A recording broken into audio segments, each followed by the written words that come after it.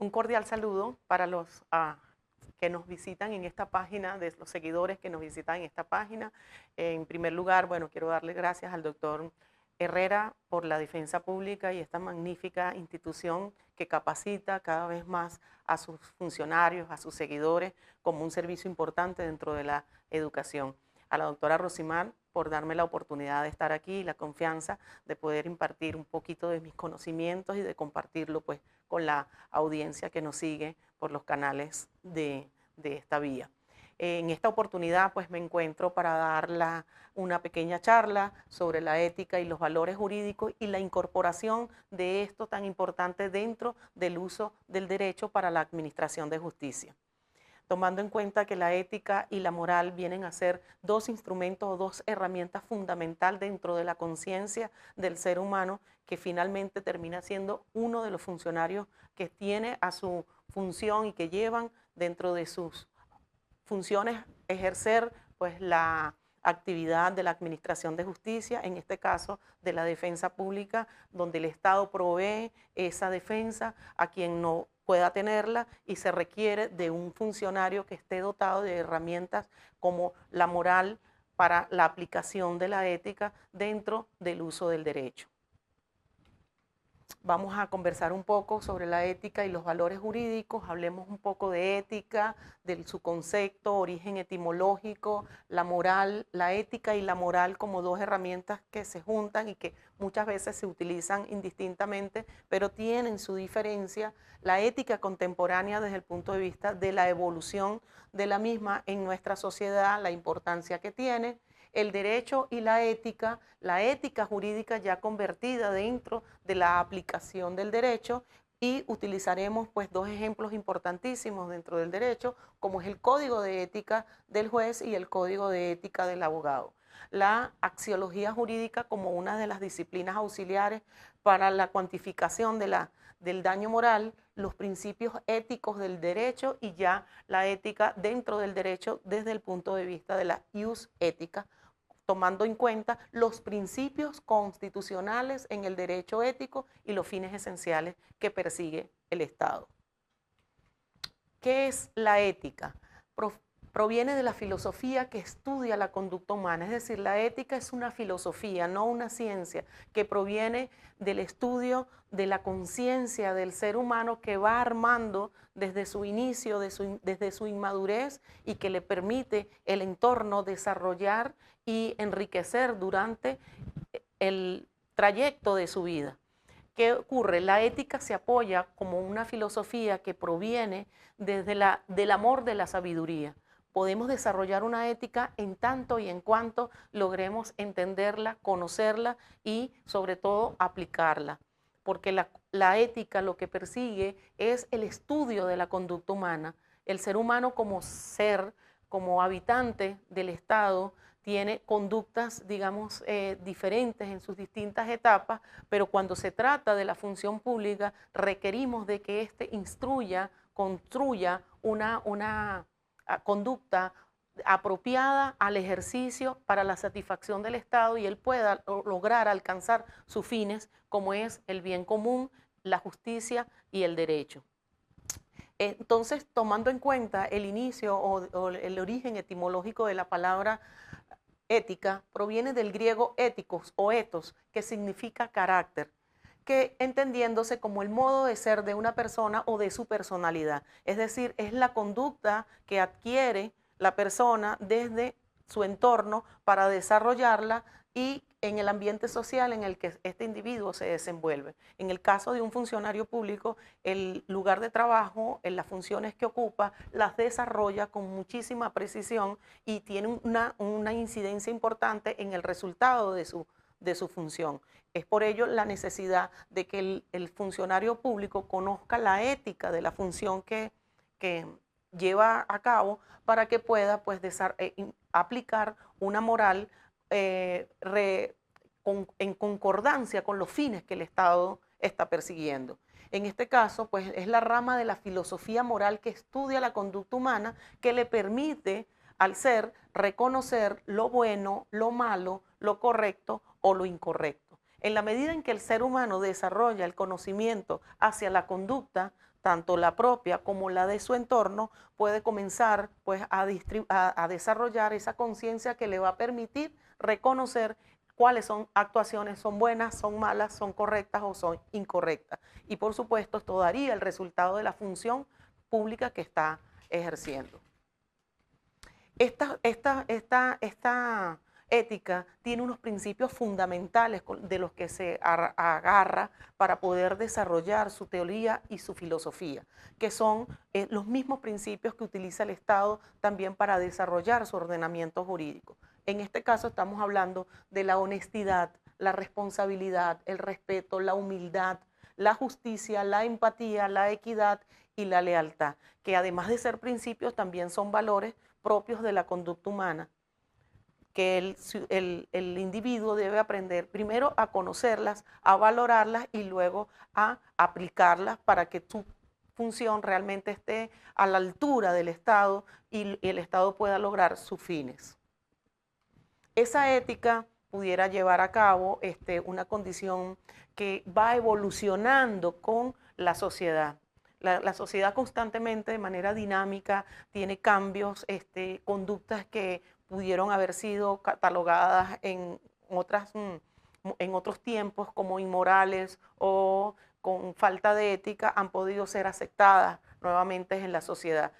La ética existe, la ética contemporánea que nos permite pues ir viendo y evolucionando la sociedad, la conducta del ser humano con esos cambios que la sociedad misma va proponiendo. Y es la llamada ética contemporánea que la distribuye o la divide en tres grandes formas de expresarse, que tenemos la metaética, que es el origen, que estudia el origen, la naturaleza y el significado de los conceptos éticos, que vimos que son los principios y los valores en los que se apoya la ética para desarrollar el estudio de la conducta humana, como la virtud, el bienestar, la felicidad, el bien común y la justicia. Es decir, ese estudio, ese conocimiento de esos principios viene a ser lo que se llama la metaética, para luego pasar a la ética normativa, en la que busca reglas estándar para regular la conducta humana. Es decir, después del conocimiento de estos principios, de estos valores importantes, lo va a convertir en una regla universal o estándar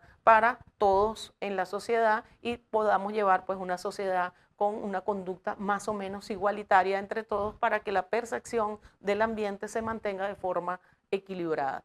Luego pasamos a la ética aplicada, que examina las controversias éticas específicas de casos específicos que se puedan presentar en las controversias de la conducta entre unos y otros para la resolución del conflicto.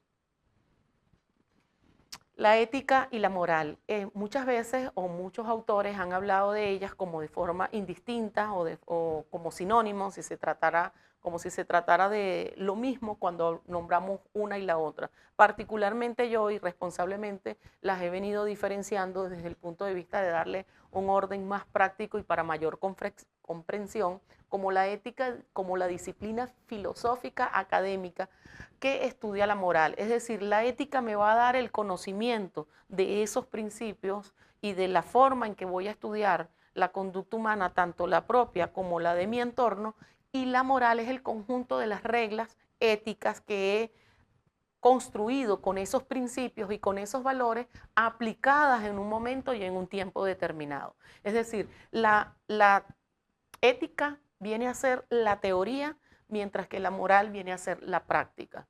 Podemos tener una muy buena teoría, muy buen conocimiento sobre esos principios, pero si estos no se aplican, no darán el resultado esperado. Entonces, por eso es necesario, y a mi juicio, la necesidad de diferenciarlas y luego, ¿verdad?, enlazarlas como una primera fase del conocimiento y luego una segunda fase de la aplicación de la misma para que exista pues, el resultado esperado en el caso del funcionario público que pueda pues, conocer la forma o la mejor forma de desarrollar su conducta en el ambiente laboral y luego aplicarla para que ésta dé el resultado no solamente para él, sino también para la institución y finalmente el Estado pueda alcanzar sus fines que busca entre ellos el bien común. La conducta humana, que es la ética, forma las reglas que se aplican en la moral, que ya son las reglas aplicadas. Entonces vemos cómo en mi juicio, puedo separarla como dos fases o dos tiempos que ella misma me pueda dar. Tengo la diferencia de esta manera como la ética desde el campo filosófico que reflexiona sobre los principios y los valores, a diferencia de la moral, que son las normas de las reglas del comportamiento en una sociedad. Es decir, aquí estoy en un campo filosófico de la reflexión, en la construcción de ese principio ético que voy a aplicar, mientras que en la moral lo voy a ver desde el punto de vista de la norma y de la regla ya de comportamiento aplicada en la sociedad. La ética busca principios universales, generales, mientras que la moral es relativa a la cultura y la sociedad. Como vemos, pues a veces actitudes o conductas en unas sociedades son más aceptadas que en otras, o en otras son moralmente inaceptables y en otras son más flexibles o son más normalizadas estas conductas. Entonces, cuando la ética tiene un principio más universal aplicado pues en cualquier sociedad, mientras que la ética pudiera tener, la moral pudiera tener la especificidad en un lugar determinado. Entonces, la ética basada en el razonamiento y en la filosofía del estudio y de la comprensión de esos principios, y la moral tiene un enfoque en aplicación de la práctica en las decisiones cotidianas, es decir, en esa forma de conducta diaria que el funcionario va ejerciendo en la función pública que tiene. Y la ética, como última, digamos, diferencia, tenemos la perspectiva individual que se refiere a la conducta personal, mientras que la moral tiene una perspectiva mucho más colectiva, se relaciona con normas compartidas en una sociedad que van a dar el resultado. De allí la importancia de que todos los funcionarios mantengan pues una moral, digamos, relativa, equilibrada, porque al final esa medición es lo que nos va a dar el resultado de lo que es la institución como tal. Por ejemplo, en el caso de la defensa pública, todos los funcionarios deberíamos de tener o mantener una conducta moral más o menos parecida, porque eso es la medición final de lo que es la institución. Sin embargo, ocurre que muchas veces los funcionarios pues se distraen, unos salen de lo que es la función como tal, y cuando sale el comentario sobre la institución puede perjudicarlos a todos. Y es lo que busca la institución, consolidar una moral basada en una ética desde la reflexión del principio filosófico que mantenga la solidez de la moral de la institución como tal, y en una forma más colectiva que en una conducta individualizada en un momento determinado.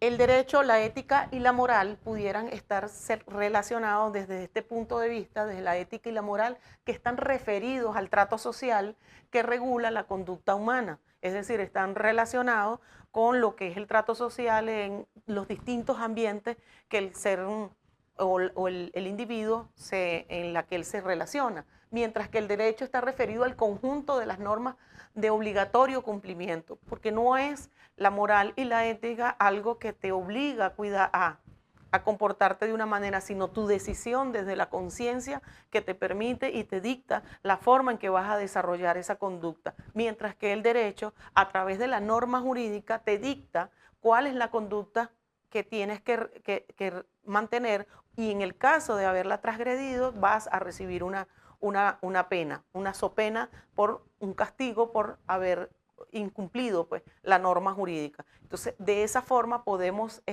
diferenciar la moral y la ética del derecho, pero al mismo tiempo también la diferenciamos desde el punto de vista de la sanción.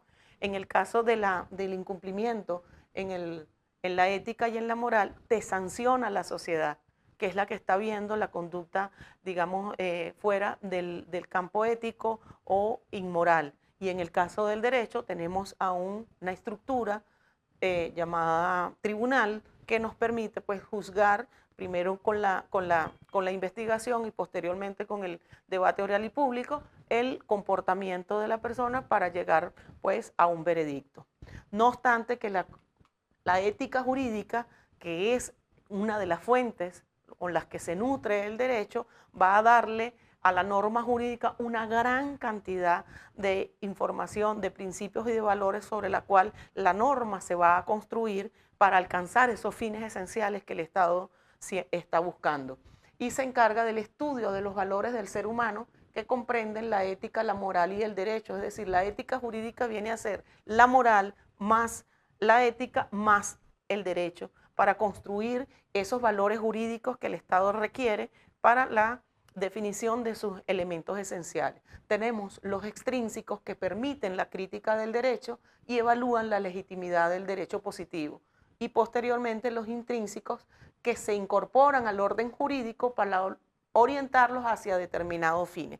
¿Qué son los fines que busca conseguir el Estado? ¿De qué manera pueden medirse estos valores, alcanzar estos niveles de valor? A través de la axiología, que se deriva del griego axios, que significa lo que es valioso y cuantificable. De allí el derecho puede lograr evaluar o cuantificar un daño moral, por ejemplo, que es algo difícil de cuantificar desde el punto de vista de la ética o en la sociedad, mientras que el derecho tiene la obligación de cuantificarlo y colocarle una cifra, y se apoya a través de la axiología como una disciplina auxiliar para poder lograr esa cuantificación, que es la ciencia que estudia los valores, en esencia estudia cómo las personas determinan el valor de las cosas. Es la teoría de los valores. El código de ética del juez es uno de los códigos que nos permite, pues, de manera muy directa, verificar la forma en que el Estado aspira que la función de la administración de justicia se haga bajo el valor de los principios que para ello ha traído dentro de la aplicación del derecho desde el punto de vista del juez, que es la persona que es el rector en la administración de justicia. Para ello ha presentado, pues, el Código de Ética del Juez, que tiene por objeto establecer los principios éticos que guían la conducta de los jueces y juezas de la República, así como su régimen disciplinario, con el fin de garantizar la independencia e idoneidad. Vale la pena resaltar que nos habla, que establece los principios éticos, es decir, trae la ética para la evaluación de la conducta y para guiar la conducta de los jueces, y así como su régimen disciplinario, es decir, inmediatamente invoca el régimen mediante el cual el juez va a ser evaluada y valorada su conducta de acuerdo a la actuación que estén revisando, preservando la confianza de las personas en la integridad del Poder Judicial como parte del sistema de justicia. ¿Qué requiere el Código de Ética del Juez? Que esa confianza, que es tan importante a la hora de administrar justicia, se mantenga, pues, presente durante toda la actuación del juez en su proceso de administración de justicia. El presente código se aplicará a todos los jueces y juezas dentro del territorio de la República y se entenderá por juez o jueza todo aquel ciudadano o ciudadana que haya sido investido o investida conforme a la ley para actuar en nombre de la República en ejercicio de la jurisdicción de manera permanente, temporal, ocasional, accidental o provisoria. Es decir, solo que haya tenido en su poder la investidura de juez que le permite llevar a cabo la función de administración de justicia, según el Código de Ética, debe mantener, pues, la conducta que este código exige para ello. Así sea de manera provisoria o sea de manera accidental o permanente, porque lo que está protegiendo es la función de la administración de justicia otorgada en la función de una persona a quien se le ha investido de esa capacidad. El juez o la jueza en ejercicio de sus funciones son independientes y autónomos, por lo que su actuación solo debe estar sujeta a la Constitución de la República y al ordenamiento jurídico. Sus decisiones en la interpretación y aplicación de esta ley y el derecho solo podrán ser revisadas por los órganos jurisdiccionales que tengan competencia en la materia, por vía de los recursos procesales, dentro de los límites del asunto sometido a su conocimiento y decisión. El juez o la jueza debe actuar con dignidad, ser respetuoso o respetuosa, cortés y tolerante con las partes, los abogados y las abogadas, auxiliares de justicia, personas a su cargo o servicio. Podemos ver cómo el código insta, pues, una conducta tolerante dentro de los principios de igualdad, de respeto, de responsabilidad que el juez debe invocar en su ejercicio de su función. Y creo que cuando hablamos de juez no solamente estamos hablando de la persona, sino del ejercicio continuo que representa todo ese elemento llamado tribunal, que al final pues es quien hace el ejercicio de la administración de la justicia. Pero por supuesto representada en la persona del juez, que es el líder, es el responsable de las actuaciones pues que ocurran en el tribunal. Es por ello, asimismo, debe exigir de manera adecuada el debido comportamiento y buen trato a todas las personas que concurran al tribunal por cualquier motivo, debiendo hacer que se respeten sus derechos e impidan cualquier acceso o abuso en ello. Es allí donde sobre él reposa o recae toda la responsabilidad de lo que de materia de conducta pues, se lleve a cabo en el tribunal, por ser la persona responsable y titular de la administración de justicia en ese tribunal. El Código de Ética del Abogado también hace un llamado desde el punto de vista de la conducta humana y en este caso del abogado que ha sido investido y de la función de ser parte dentro del proceso de administración de justicia, tocándole, pues pidiéndole la actuación dentro de estos principios de probidad, discreción, eficacia, desinterés, veracidad y lealtad. En honor a la abogacía, el honor de la abogacía es indivisible. Dignidad y el decoro han de caracterizar siempre la actuación del abogado. Lesiona el patrimonio moral de todo gremio el abogado que incurre en una acción indigna. De allí pues la importancia de que el abogado pues adquiera el conocimiento filosófico de la ética y luego a través de la moral debe aplicarlo en todas y cada una de sus actuaciones como profesional del derecho, porque está lesionando al derecho cuando no actúa de manera adecuada, cuando su actuación pudiera salirse de los términos, de los principios que este código ha colocado como los principios rectores del ejercicio de la abogacía dentro de la actuación del derecho. La conducta privada del abogado se ajustará a las reglas del honor, de la dignidad y de la delicadeza propia del hombre honesto. Fíjense que va un poco más allá de la conducta privada, es decir, no se deja de ser abogado cuando salimos del tribunal o cuando simplemente nos quitamos la toga. Se debe mantener incluso en la conducta privada, más allá de esos valores que el Código de Ética del Abogado ha colocado para que el abogado mantenga. Es como si nos casáramos con esos principios para desarrollarlos a partir del momento en que nos graduamos y los mantengamos durante todo el resto de la vida, no solo en la actuación del derecho en los tribunales, sino en una conducta desarrollada en base pues, a esa condición de abogado. El abogado combatirá por todos los medios ilícitos posibles la conducta moralmente censurable y de sus colegas, investidos o no de autoridad, y deberá hacer de las denuncias pertinentes.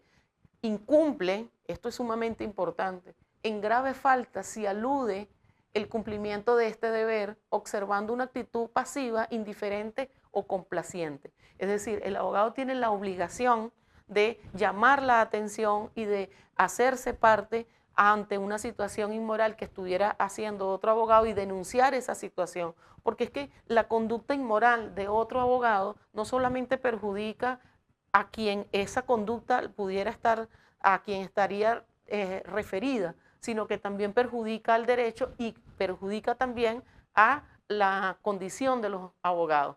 Por eso es que muchas veces, pues, a veces las personas se refieren hacia los abogados de una manera déspota y no podemos creer que todos sean así. Y debemos nosotros, los abogados que hemos actuado dentro del Código de Ética del mismo, defender esa condición, porque no podemos hacernos, pues, de la vista gorda o de una actitud pasiva o indiferente frente a una situación que a una persona que no atiende los principios y los valores de la ética o no practique pues una moral de vida de acuerdo a la investidura que tiene, pueda perjudicar pues, a la profesión o a todos los profesionales que estamos dentro de esa área. De allí eso es sumamente importante y así lo ha establecido el Código de Ética del Abogado. Estos principios éticos del derecho que el Estado, a través de sus elementos esenciales, el territorio, la población y el poder, busca que estos mismos principios éticos entren en aplicación a sus elementos esenciales para construir ese Estado de derecho y de justicia que el Estado quiere tener y que debe mantener. ¿Cómo lo hace? A través de la aplicación de estos principios de libertad, igualdad, probidad, justicia, decoro, respeto. ¿A quién? A la población y al poder dentro de ese territorio. ¿Quién es la población? La población es su gente, nosotros. Y el poder está representado por personas quienes nosotros, las personas, hemos escogido a través del ejercicio de la soberanía para que ejerzan pues los cargos en ese poder. Entonces vemos que los elementos del Estado, básicamente el elemento más importante del Estado son las personas, son los individuos, y es la necesidad de que estos individuos mantengan estos principios éticos establecidos no solamente como parte de la ética, sino que fueron llevados a la Constitución Nacional para que el Estado pueda alcanzar sus fines, que busca de bien común, justicia, como valor jurídico, y eso es lo que llamamos el ius ética. Es decir, cuando los principios éticos se convierten y entran en la norma jurídica, especialmente en la norma constitucional, ya estamos hablando del ius ética. Estos principios los podemos encontrar en primer lugar y están muy bien definidos y establecidos en el preámbulo de la Constitución, cuando nos dice que el preámbulo de la Constitución de la República Bolivariana de Venezuela establece las bases filosóficas para el establecimiento de una sociedad democrática, participativa y protagónica, multiétnica y pluricultural, en un estado de justicia federal y descentralizado. El preámbulo invoca la protección de Dios, el ejemplo histórico de nuestro libertador Simón Bolívar y el heroísmo y sacrificio de nuestros antepasados aborígenes y los precursores y forjadores de una patria libre y soberana. Al consolidar con la libertad, la independencia, la solidaridad, el bien común, la integridad, la justicia y el imperio de la ley. Ahí encontramos pues el desarrollo y la expresión de lo que el Estado a través de la Carta Magna quiere encontrar, quiere construir esa nación que establece en nuestro ordenamiento jurídico. ¿Cómo lo hace? A través de estos principios constitucionales del Estado, que son el principio ético de la plenitud humana. Admisión de los derechos humanos implica necesariamente la admisión de los principios éticos en el ser humano, y lo encontramos en el artículo 3 de la Constitución, que claramente lo expresa. Dice, el Estado tiene como fines esenciales la defensa, el desarrollo de la persona y el respeto a su dignidad. ¿Y qué es el respeto a la dignidad? La libertad, la solidaridad, el respeto, esos principios éticos que hemos venido tratando. Esa es la dignidad del ser humano. En segundo lugar, tenemos el principio de la necesidad moral. Toda acción humana, incluyendo las acciones del Estado, quedan sometidas a la calificación moral. De allí la importancia de tener un funcionario debidamente con ética y que actúe dentro de los rangos de la moral. ¿Por qué? Porque toda la acción humana está sometida a la calificación moral. Cada vez que un funcionario actúa de una manera buena o mala, correcta o incorrecta, está siendo sometido a la calificación moral. Resulta absolutamente imposible escapar a la necesidad moral, porque constantemente estamos siendo calificados, pues el Estado está constituido y representado necesariamente por seres humanos. ¿Qué es el Estado? El Estado somos todos y cada uno de nosotros, convertidos en esa ética que es la conciencia filosófica y la moral, que es la aplicación de nuestra conducta. La ética se encarga de estudiar la conducta, pero la moral se encarga de la aplicación en la sociedad. El principio de la explicitud moral es absolutamente imprescindible en el ordenamiento jurídico de un Estado que parte de la idea del bien común y de la justicia para su pueblo. No habrá bien común y no habrá justicia si no hay ética, si no hay moral. Eso es absolutamente necesario, es intrínseco, está necesariamente incluido en ello, y lo vimos como en la Constitución. En ese solo ejemplo, pero si desarrollamos todo el contenido de la Constitución, siempre vamos a encontrar presentes esos principios y esa protección pues, a la dignidad humana, al ser humano como principal protagonista de lo que el Estado quiere construir, que a través de sus fines, que es el bien común y la justicia. ¿Y cómo lo hace? A través del derecho, como las normas de obligatorio cumplimiento que van a permitir al ser humano desarrollar esa conciencia dentro de una conducta en una sociedad organizada. Estos principios dan nacimiento a la ius ética, y es allí donde concluimos con que el derecho, la ética y la moral están intrínsecamente ligados y están apoyados uno de otro para que podamos tener ese Estado, esa sociedad que tanto soñamos, que queremos tener y alcanzar con la justicia y la administración del derecho. Muchísimas gracias.